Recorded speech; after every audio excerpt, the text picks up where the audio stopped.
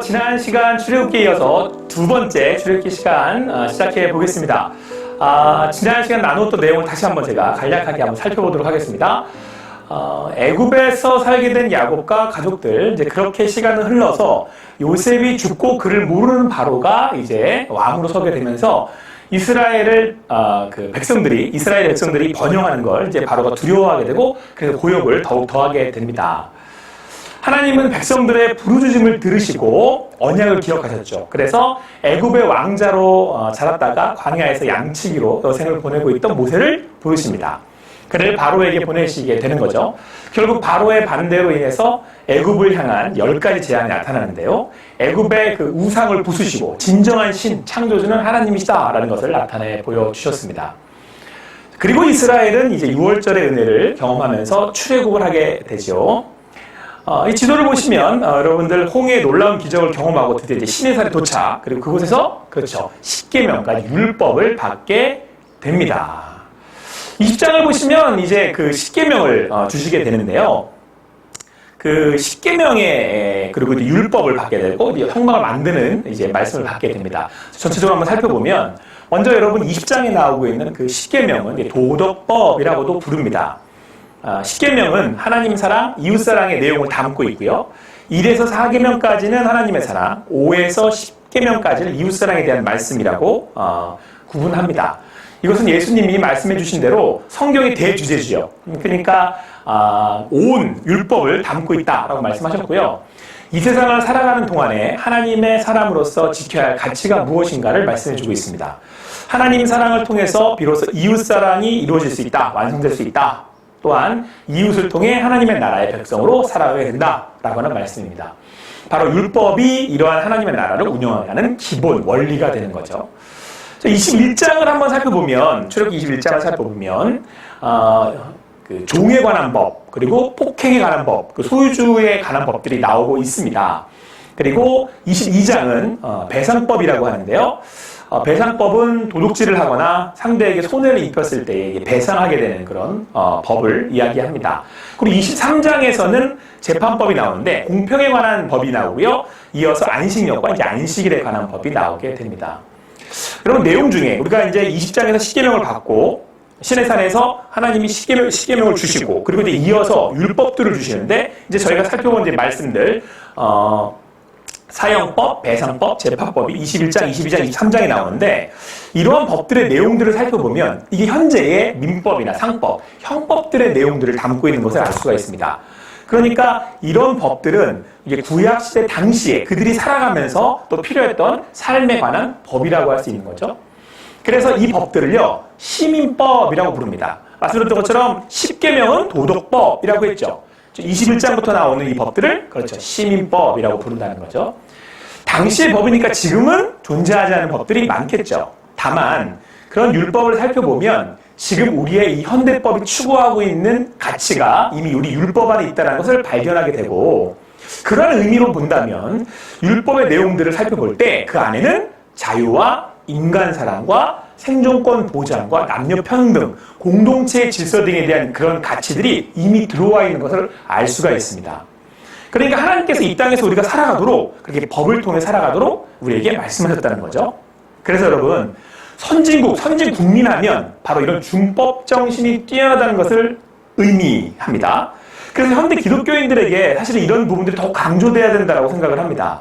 하나님의 사람으로 이 땅에서 산다는 건 누구보다 탁월한 시민의식으로 살아간다는 거예요. 왜냐하면 우리는 사람의 눈을 의식하며 살아가는 것이 아니라 법 위에 하나님의 말씀을 따라 하나님의 백성으로 살아가기 때문입니다. 자, 여러분, 이제 24장으로 이어지는데요. 24장에서는 하나님께서 이제 십계명, 즉 율법을 주시고 하나님의 백성들과 언약을 체결하시게 됩니다. 그리고 이제 25장에서 나오는 이제 드디어 제사법이 나오는 게 되는 거죠. 이 제사법에 대한 그 말씀, 20장 1절에 이렇게 기록되어 있습니다. 하나님이 이 모든 말씀하여 이르시되 나는 너를 애굽 땅 종되었던 집에서 인도하여 낸 내 하나님 여호와라. 여러분, 20장 1절 말씀을 보면 나는 너를 애굽 땅 종되었던 집에서 인도하여 낸 내 하나님 여호와라. 이제 그러니까 하나님이 은혜로 구원하여 내었다는 말씀이고 하나님이 이스라엘의 고통을 들으시고 언약을 기억하심으로 애굽으로부터 구원하시게 됐다.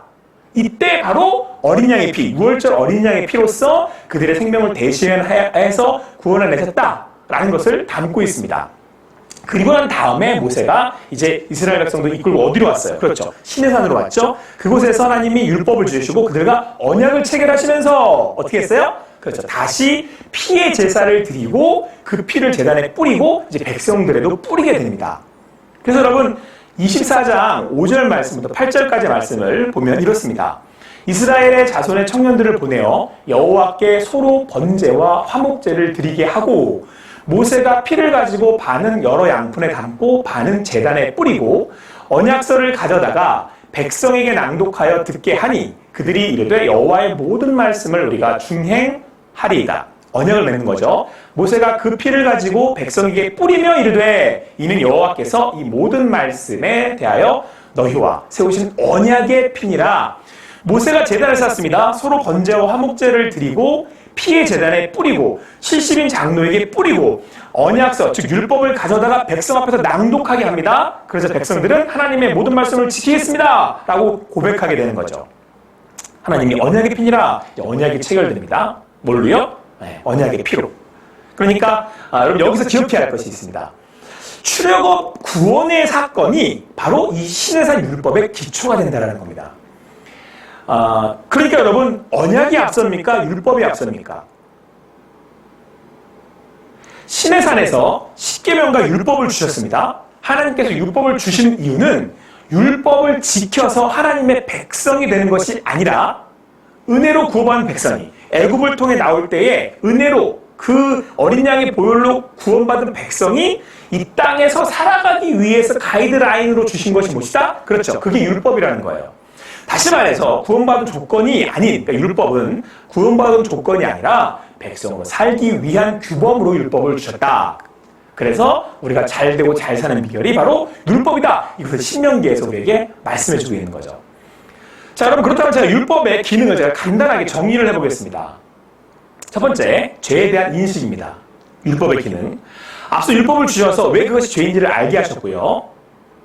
다음으로 그러면 우리는 우리 스스로가 율법을 완전히 지킬 수 없다는 사실을 발견하게 됩니다.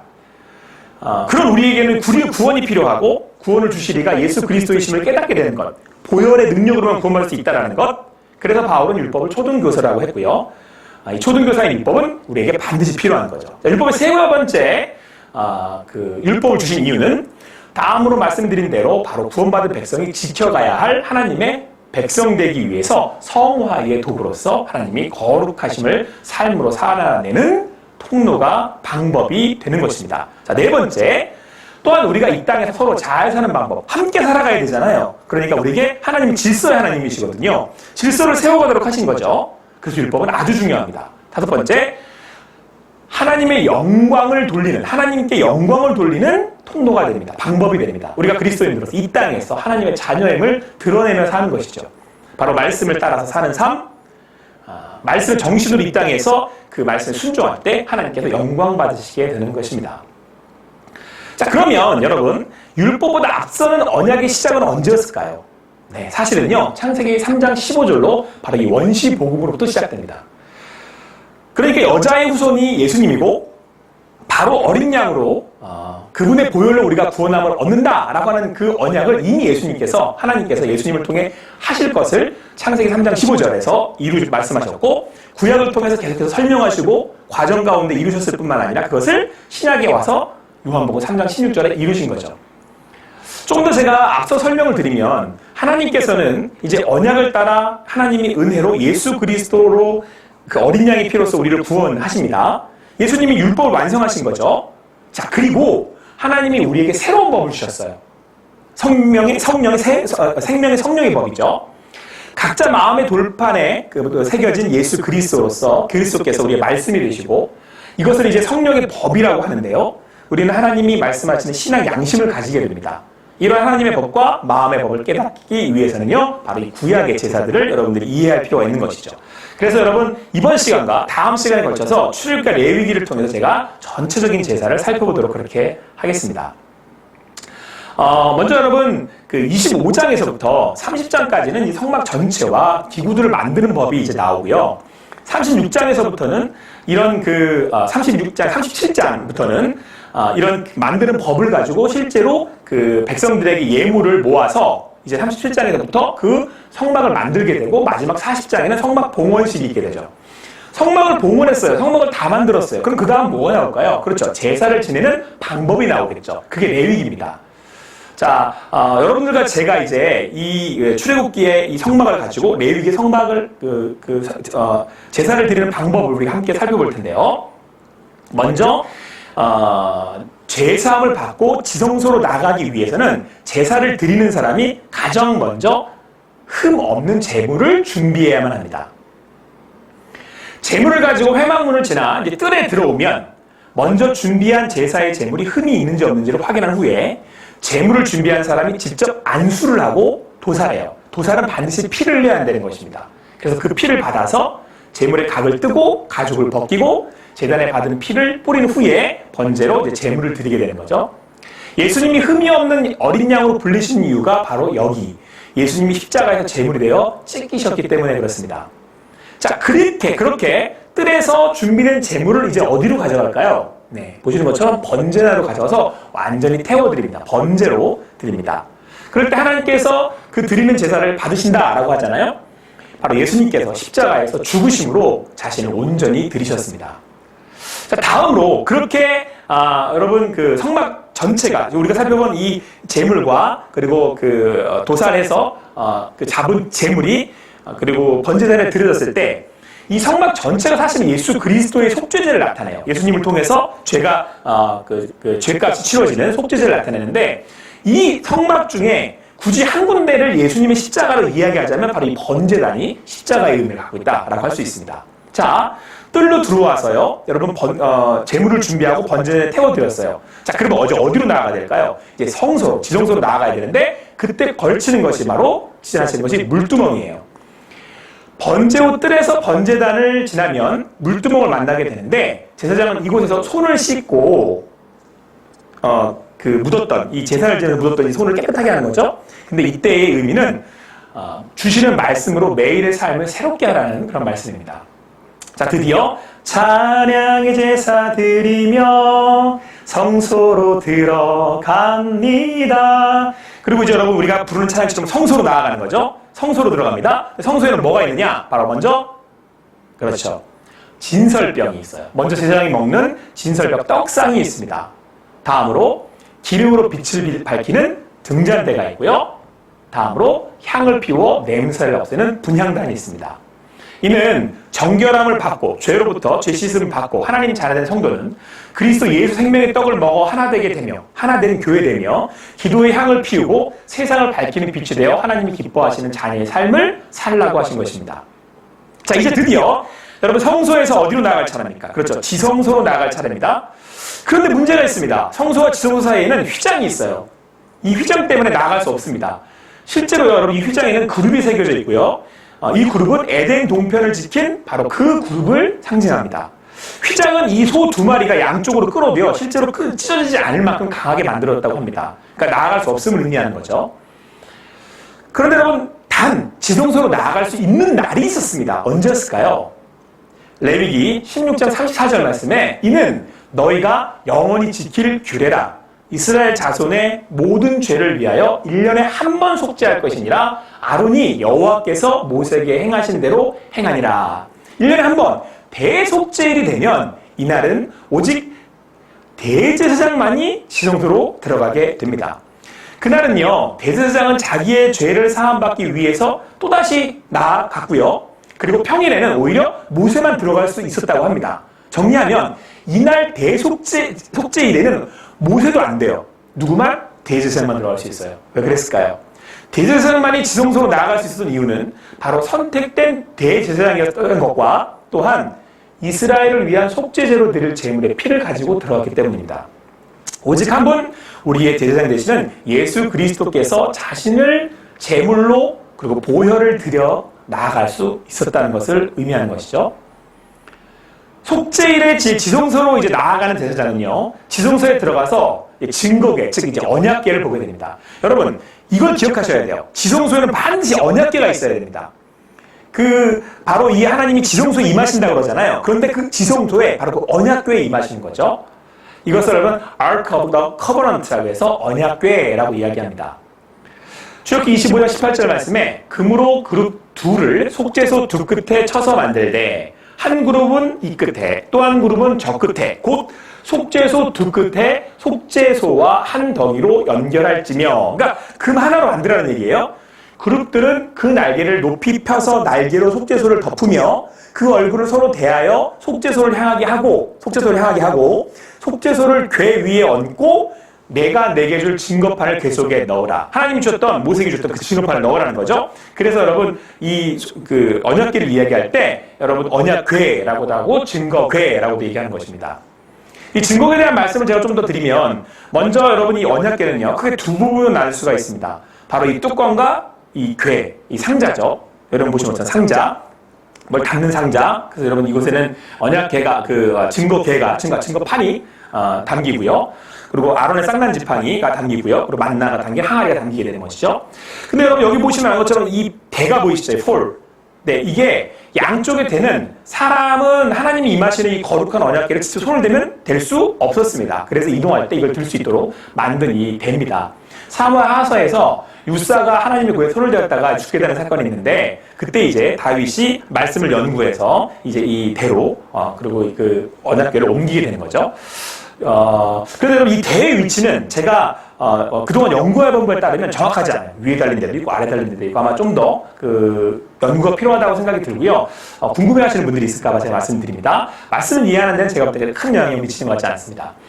자, 그 안에 이제 제가 말씀드린 대로 이제 뭐가 들어간다고? 이게 이 박스잖아요. 뭘 담아야 되잖아요. 아론의 쌍난지팡이, 만나가 담긴 항아리, 그리고 중요한 십계명 두 돌판이 담기게 되죠. 그래서 증거판이라고 말씀드렸고요. 이 증거궤는 이제 아카시아 나무로 만들고 이제 금으로 칠하게 됩니다. 근데 여러분 보시는 대로 이렇게 세 가지를 담고 뚜껑으로 닫게 되는데, 말씀에서처럼 궤의 덮개는 먼저 금으로 만들 때 한 덩이로 만들어졌고요. 이쪽 끝과 저쪽 끝에 두 그룹에 위치하고 모양으로 보아 이제 그룹이 천사라는 걸 알 수가 있죠. 여기서 여러분들이 궁금해하는 것이 있어서 제가 설명을 드리면, 한글 성경의 그룹이라고 하는 번역은 히브리 언어 케브루의 복수형 케루빔의 음역입니다. 그러니까 케루빔의 발음을 한글로 옮겨 적은 거예요.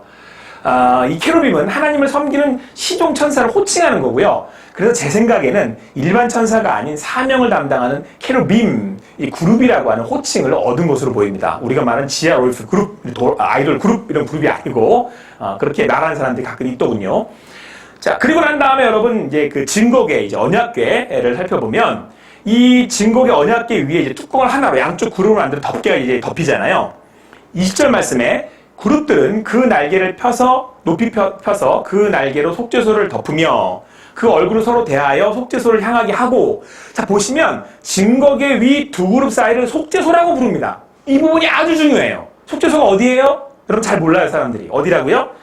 보시면 언약궤 위 보세요. 두 날개를 높이 펴서 그 날개로 속죄소를 덮었죠. 얼굴을 서로 마주대하고 있고 속죄소를 향하고 있죠. 바로 그 언약궤 그 궤 위 두 그룹 사이, 거기를 속죄소라고 부른다는 거죠. 바로 여기 요 공간 속죄소라고 부른다는 겁니다. 이때 각각 그룹은 날개를 펴서 속죄소를 덮게 되고 얼굴을 서로 마주보고 속죄소를 향하게 됩니다. 대제사장은 바로 이곳에 뭘 뿌리냐면 준비된 어린 양의 보혈을 뿌려요. 그러면 이제 뿌린 제물의 피로써 정결하게 되는 거죠. 피로써 우리가 정결하게 되었습니다. 그리고 그래서 속죄소라고 부르는 거예요. 죄가 용서되었다, 그렇게 죄사함을 받았다, 이제 그곳에 바로 하나님이 임하시게 되는 거죠. 왜요? 하나님은 거룩하시기 때문에 죄가 없는 우리가 죄가 없을 때 주님을 만날 수 있게 되는 겁니다. 출애굽기 25장 22절 말씀에 거기서 내가 너와 만나고, 감격스러운 말씀이죠. 속죄소 위 곧 증거궤 위에 있는 두 그룹 사이에서 내가 이스라엘 자손을 위하여 내게 명령할 모든 일을 내게 이르리라. 하나님이 우리를 만나시는 이유가 뭐겠어요? 우리 함께 교제하기 위해서죠. 근데 교제할 때 하나님께서 우리에게 말씀하신대요. 내가 내게 명령한 모든 것을 말씀하시겠다, 이렇게 하고 있죠. 두 그룹 사이에 하나님이 임하시게 되고, 그 그룹들은 임하실 하나님을 이제 어떻게 할 준비를 하고 있는 거예요? 결국은 그렇죠. 수종들 준비를 하고 있는 거예요.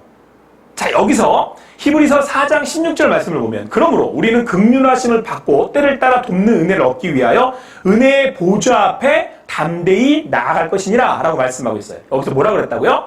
히브리서에서 증거계를 은혜의 보좌라고 말한단 말이에요. 이거를 여러분 시은 좌라고 해요. 이걸 mercy seat이라고 합니다. 그러니까 은혜를 베푼다라고 하는 뜻이에요.